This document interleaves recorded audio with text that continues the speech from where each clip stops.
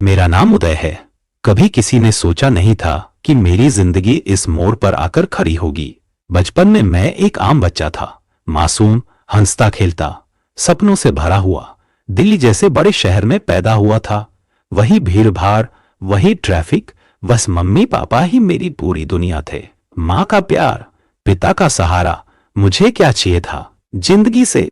लेकिन कहते हैं ना, किस्मत जब करवट बदलती है तो सब कुछ एक पल में छीन लेती है। एक दिन मेरे पापा का एक्सीडेंट हुआ और वो लौटकर कभी घर नहीं आए।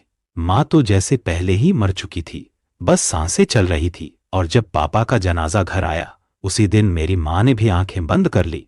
एक साथ दोनों चले गए। उस दिन मुझे पहली बार समझ आया कि जब लोग कहते हैं सब कुछ खत्म हो गया, तो उसका मतलब क्या होता है। अब दिल्ली में कौन था मेरा? कोई नहीं। मजबूरी में मुझे गांव जाना पड़ा, अपने पुश्तैनी घर, जहां कभी मैं छुट्टियों में जाया करता था। गांव पहुंचा तो लगा जैसे कुछ अपनापन है। मेरे बड़े ताऊ ने गले लगाया। उनके हाथों की ताकत में अपनापन भी था और कुछ अजीब सा बोझ भी। गांव की गलियां, मिट्टी की खुशबू, बचपन की यादें, सब कुछ मिला जुला सा लग रहा था। पहले दिन तो सब ठीक था। दूसरे दिन जब सब घर वाले शादी में किसी रिश्तेदारी में गए तो घर में बस मैं और मेरे बड़े ताऊ ही थे। मैं आंगन में पहुंचा तो देखा ताऊजी नहा रहे थे। उनका शरीर गीला था, बनियान और धोती उनसे चिपकी हुई थी। मैंने हंसते हुए पूछा, ताऊ जी, आपने ये कौन सा कपड़ा पहना है?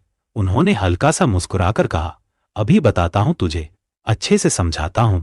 उस वक्त मुझे जरा भी अंदाजा नहीं था कि वो मुस्कान आगे चलकर मेरी जिंदगी की सबसे डरावनी याद बन जाएगी। थोड़ी देर बाद उन्होंने कमरे में बुलाया। दरवाजा धीरे से बंद हुआ। आवाज नहीं हुई, लेकिन अंदर एक अजीब सी घुटन पिघलने लगी, जैसे मेरे अंदर कुछ बचा ही नहीं था। उस दिन से मेरी हंसी कहीं खो गई थी।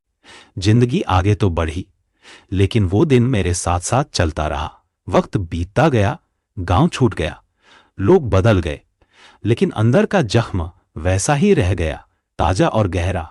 आज मैं इंजीनियर हूं, अच्छी नौकरी करता हूं, बड़ी बड़ी इमारतें बनाता हूं, लेकिन जब भी अकेला होता हूं, इसलिए नहीं कि मुझे किसी से हमदर्दी चाहिए, बल्कि इसलिए कि अगर